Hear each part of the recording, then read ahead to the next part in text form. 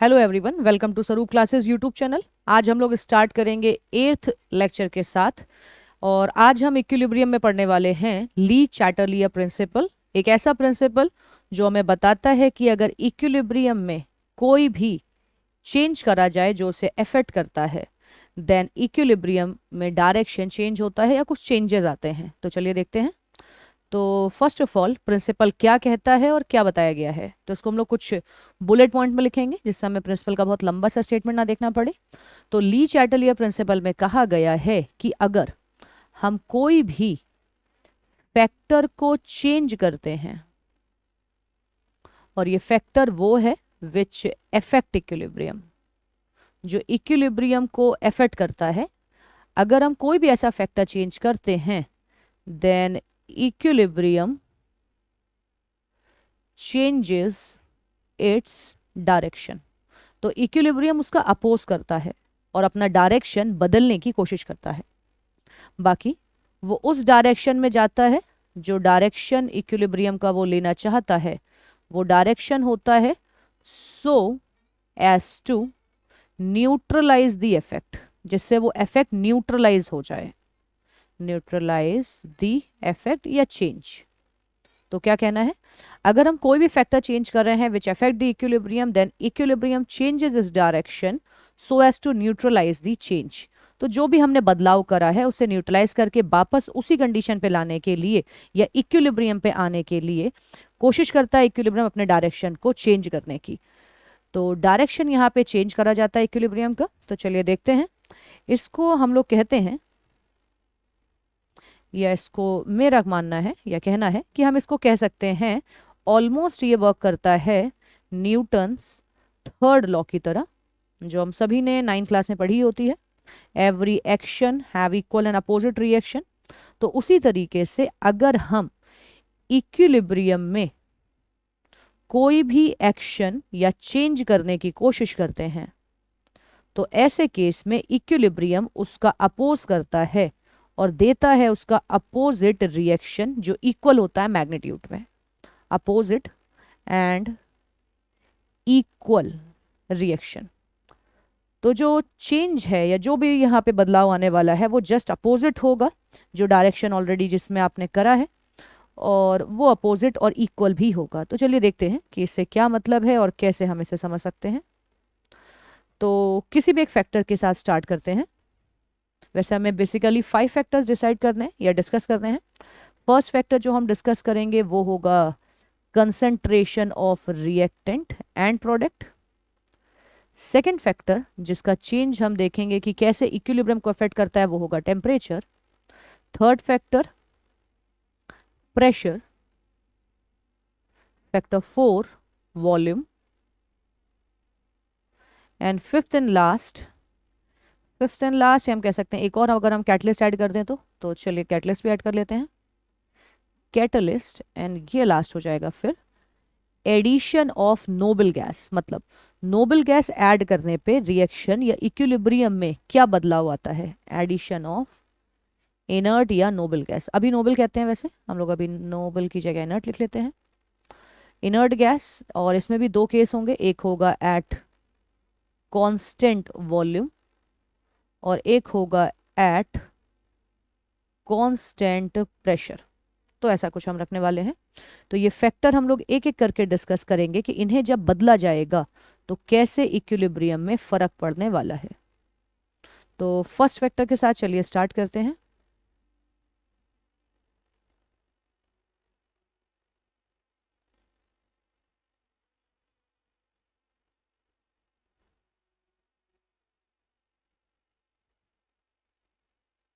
तो first factor देख लेते हैं, और जो फैक्टर हम लोग लेने वाले हैं वो है concentration of reactant and product.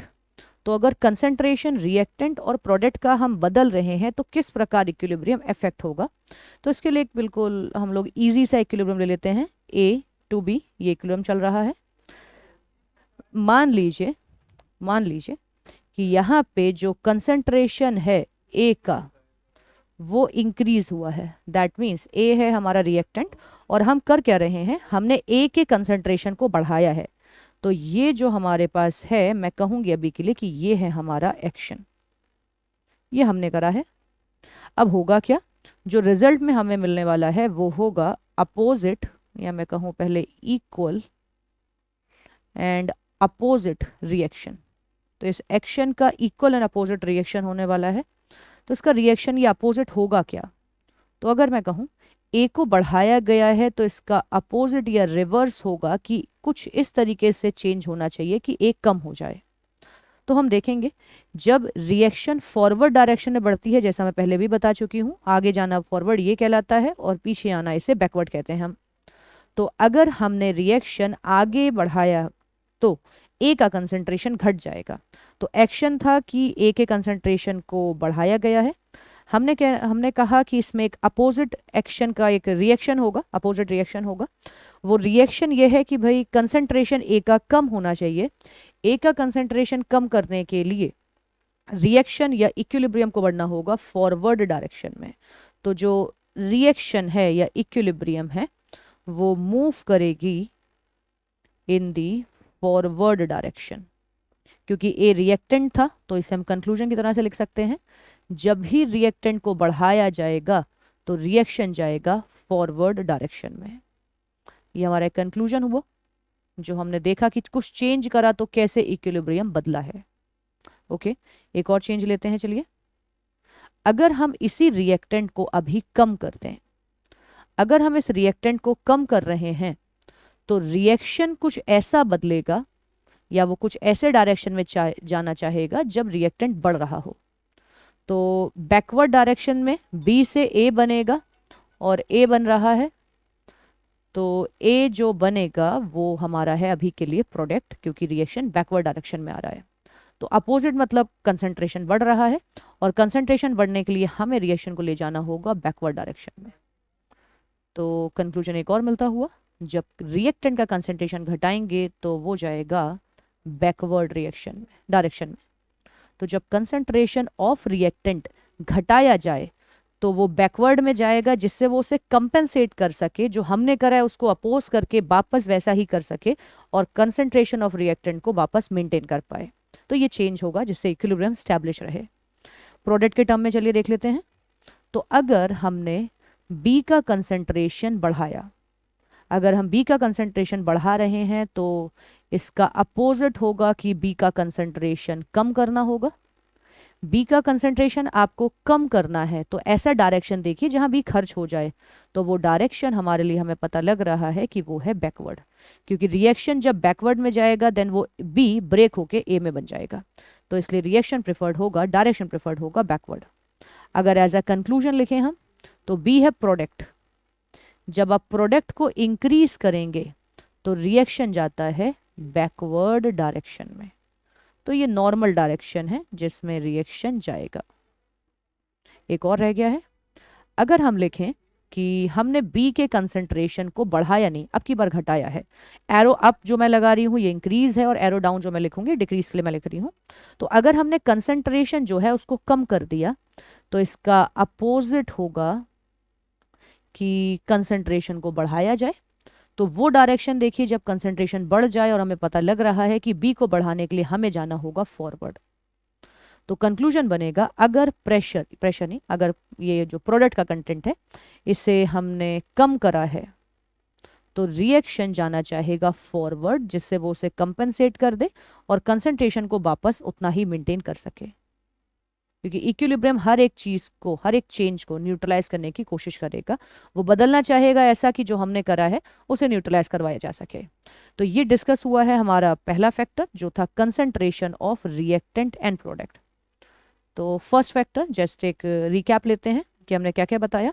First हमने लॉ को यहाँ पे बताया हुआ है, मैंने यहाँ पे कोई वेल फ्रेम स्टेटमेंट नहीं, मैंने कुछ बुलेट पॉइंट्स लिखे हुए हैं जिससे आपको थोड़ा इजी हो जाए समझने के लिए। तो ये प्रिंसिपल हमसे कह रहा है कि अगर हम इक्विलिब्रियम को अफेक्ट करने वाले कोई भी फैक्टर बदलते हैं देन इक्विलिब्रियम खुद में कुछ चेंजेस लाएगा, जिससे उस चेंजेस को या मैं कहूँ उन अफेक्टेड फैक्टर को फिर से न्यूट्रलाइज करा जा सके। इसको हम मान सकते हैं बिल्कुल न्यूटन की थर्ड लॉ की तरह कि जो भी हम एक्शन करेंगे यहाँ पे इक्विलिब्रियम को डिस्टर्ब करने के लिए, थोड़ा सा हमने कुछ भी चेंज करने की कोशिश करी, तो इक्विलिब्रियम खुद में वापस एक अपोजिट रिएक्शन देगा जिससे वो इफेक्ट न्यूट्रलाइज हो जाए। तो थर्ड लॉ की तरह ही ऑलमोस्ट मान सकते हैं। फिर कुछ फैक्टर्स जिनको बदलने से इक्विलिब्रियम पे इफेक्ट आएगा, जिन्हें हम डिस्कस करने वाले हैं इस प्रिंसिपल में। उसमें से पहला फैक्टर है concentration of reactant and product, जिसको हमने डिस्कस करा। हमने कहा कि अगर रिएक्टेंट को आप बढ़ा रहे हैं तो रिएक्शन फॉरवर्ड में जाएगा जिससे रिएक्टेंट कम हो जाए। अगर हम रिएक्टेंट को कम कर रहे हैं जैसा हमने यहाँ पे करा हुआ है तो बैकवर्ड जाएगा जिससे रिएक्टेंट बढ़ जाए। अगर हम प्रोडक्ट बढ़ा रहे हैं तो रिएक्शन बैकवर्ड में जाएगा जिससे प्रोडक्ट कम हो जाए। और अगर हमने प्रोडक्ट को कम करा तो रिएक्शन फॉरवर्ड में जाएगा जिससे प्रोडक्ट बढ़ जाए। तो ये चेंज है जो पहले फैक्टर के साथ आ रहा है। तो चलिए एक और फैक्टर देखते हैं अभी। तो सेकंड फैक्टर जो हमने देखा वो है टेम्परेचर। फर्स्ट हम कंसंट्रेशन देख चुके हैं, सेकंड हमने वहां लिखा हुआ है टेम्परेचर, तो उसके साथ स्टार्ट करते हैं। अच्छा फैक्टर है डिस्कस करने में ये तो, लेकिन इसके लिए हमें रिएक्शन के बारे में थोड़ा जानकारी होनी चाहिए। जानकारी बस इतनी कि वो एक एंडोथर्मिक रिएक्शन है कि एक्सो। डेल्टा एच अगर पॉजिटिव वैल्यू दे रहा है तो इसको हम बोलते हैं एंडोथर्मिक। एंडोथर्मिक तो ये रिएक्शन है एंडोथर्मिक अगर। तो देखते हैं क्या होगा। टेम्परेचर बढ़ाने पे, ये हमारे कंक्लूजन है, टेम्परेचर बढ़ाने पे रिएक्शन हमेशा जाता है एंडोथर्मिक साइड पर। मतलब जिस डायरेक्शन में वो एंडोथर्मिक होगा उस डायरेक्शन में रिएक्शन मूव करेगा। अब ऐसा क्यों हुआ है अगर हम जानना चाहें तो पहले इस कंक्लूजन को हाईलाइट कर लेते हैं। टेम्परेचर बढ़ाने पे हमेशा रिएक्शन एंडोथर्मिक डायरेक्शन में जाएगा। तो एंडोथर्मिक डायरेक्शन में जाने से क्या मतलब है, तो अगर थोड़ा सा मैं इसको एक्सप्लेन करूं तो टेम्परेचर बढ़ा है, हमें इसका अपोजिट करना होगा कि टेम्परेचर कम हो जाए। अब टेम्परेचर कम हुआ है, कम करना है तो उसके लिए एनर्जी को एब्जॉर्ब करना होगा। तो एनर्जी को अगर हम एब्जॉर्ब कर लेंगे तो टेम्परेचर कम हो जाएगा। और एब्जॉर्ब करने का मतलब है वो डायरेक्शन जहां एब्जॉर्ब हो रही है एनर्जी, तो वो हो जाएगा एंडोथर्मिक। बट मैं एक बात आपको यहाँ पे बता दूं, आपको बात रिवर्स लग सकती है अगर आप सिस्टम को एज्यूम कर रहे हैं। तो यहाँ पे मैं एक पॉइंट लिख देती हूँ कि हम यहाँ पे सारी बात कर रहे हैं विद रिस्पेक्ट टू सराउंडिंग। मतलब अगर आपसे कहा जा रहा है कि टेम्परेचर को बढ़ाया गया है, मतलब हम मान रहे हैं सराउंडिंग में बढ़ाया गया है। और हम अगर टेम्परेचर कम करना है तो मानना है कि सराउंडिंग से टेम्परेचर को कम करना होगा, तो हमें एनर्जी वहां से एब्जॉर्ब करनी पड़ेगी। अगर ये बातें आप सिस्टम के रिस्पेक्ट में सोचेंगे तो रिवर्स लगेगा आपको, इसलिए ध्यान रखिए यहाँ सराउंडिंग के रिस्पेक्ट में देखा जाएगा। देन अगर टेम्परेचर को कम करा जाए तो जो रिएक्शन है वो जाएगा एक्सोथर्मिक में। क्योंकि हमने टेम्परेचर को कम करा है तो रिएक्शन कुछ ऐसा चेंज करना चाहेगी जिससे टेम्परेचर वापस मेंटेन करा जा सके। अब टेम्परेचर को मेंटेन करना है, जिसको एक्सप्लेन हम करते हैं। टेम्परेचर कम करा है तो इसका अपोजिट होगा टेम्परेचर को बढ़ाना। अब टेम्परेचर को बढ़ाना है तो कुछ ऐसा करना पड़ेगा जहां एनर्जी रिलीज हो, क्योंकि आप सराउंडिंग में जब एनर्जी रिलीज करेंगे वैसे टेम्परेचर बढ़ जाएगा, तो वो डायरेक्शन होगा एक्सोथर्मिक। तो ये टेम्परेचर का चेंज है, बट अभी इसे कैसे अप्लाई करते हैं ये हमें देखना होगा। तो मैंने यहाँ पे एक रिएक्शन मानी हुई है, रिएक्शन मैंने लिखी हुई है एंडोथर्मिक। तो चलिए इसी रिएक्शन पे ये अप्लाई करते हैं। और फर्स्ट पॉइंट एक और यहाँ पे एडिशनल जो हमें पता होना चाहिए कि अगर जैसे मैंने इक्विलिब्रियम लिखा है ए गिव बी, अगर ये फॉरवर्ड डायरेक्शन में एंडोथर्मिक है तो ये रिएक्शन जब बैकवर्ड डायरेक्शन में जाएगी तो ये होगी एक्सोथर्मिक। ये बात हम थर्मो से एक नॉलेज लेते हैं, या एक नॉर्मल भी है कि अगर किसी रिएक्शन को कराने में एनर्जी देनी पड़ रही है तो जब आप उसका रिवर्स कराएंगे तो वो उतनी एनर्जी रिलीज भी करेगा, क्योंकि कंजर्वेशन ऑफ एनर्जी मेंटेन रहता है। तो यहाँ पे हीट जो है वो एब्जॉर्ब हो रही है, जो हमें रिएक्शन हमने लिखा हुआ है।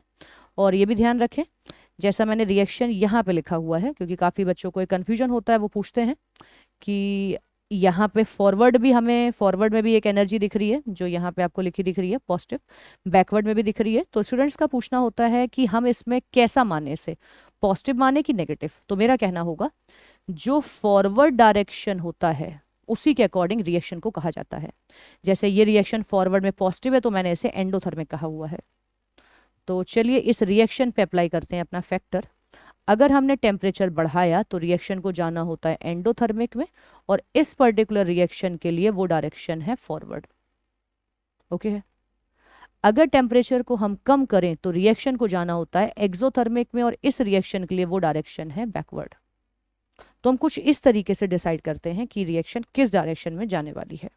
ये फैक्टर हुआ टेम्परेचर का, कि टेम्परेचर के साथ आप लर्न कर लें, टेम्परेचर बढ़ाएंगे तो एंडोथर्मिक, टेम्परेचर घटाएंगे तो एक्सोथर्मिक, ये डायरेक्शन होंगे। ओके, दो फैक्टर कंप्लीट हो गए हैं। थर्ड फैक्टर पे चलते हैं। थर्ड फैक्टर जो हमने यहाँ लिखा है वो है प्रेशर। तो देखते हैं प्रेशर पे इफेक्ट डालने से कैसे इक्विलिब्रियम बदलता है। तो अगर हम प्रेशर को बदलेंगे, तो अगर मैं पहले डायरेक्ट एक कंक्लूजन लिख रही हूँ जिससे हम स्टार्ट करेंगे और फिर उसको एक्सप्लेन भी करेंगे।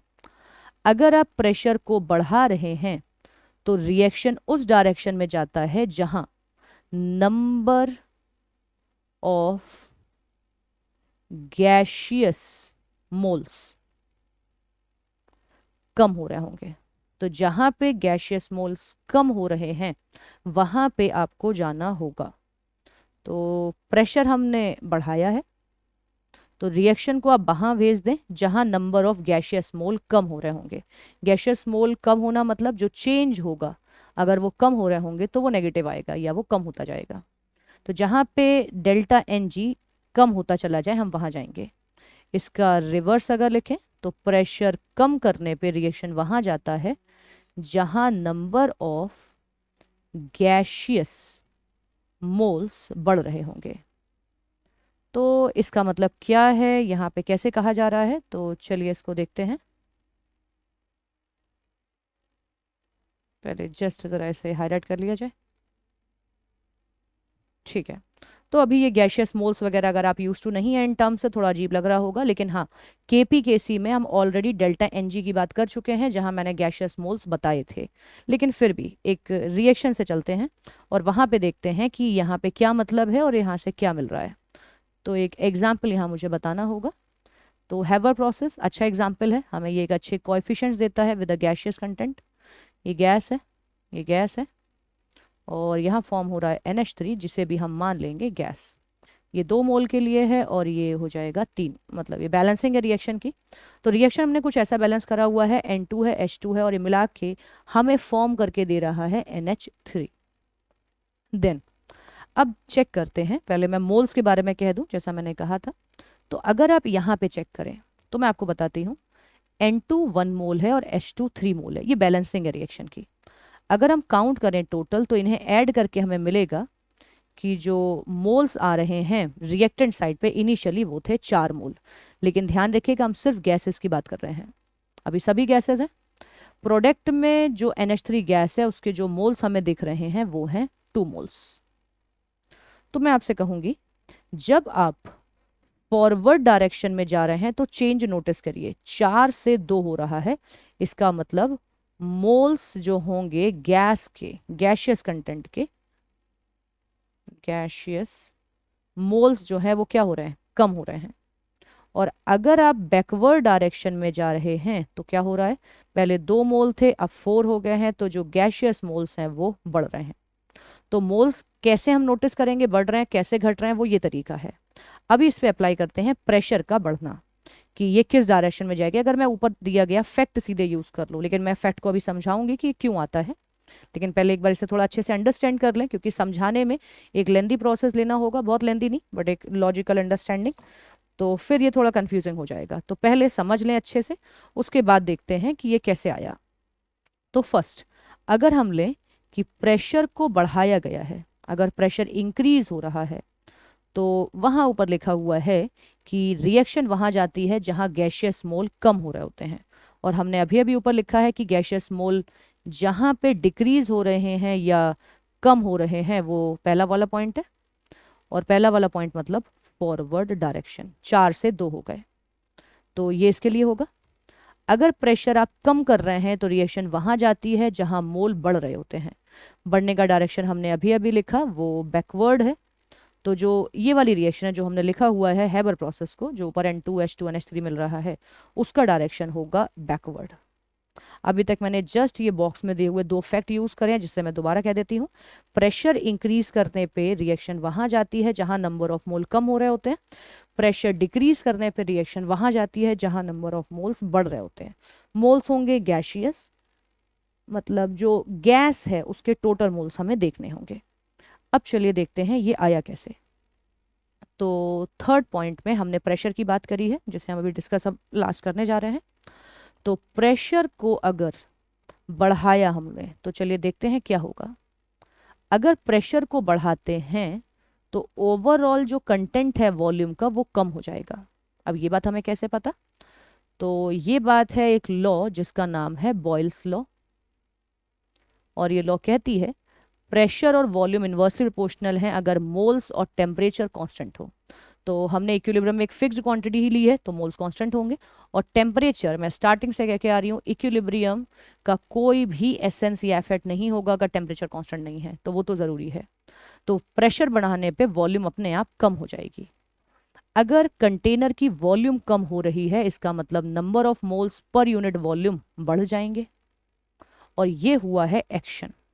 इसको मैं कह देती हूँ ये है एक्शन।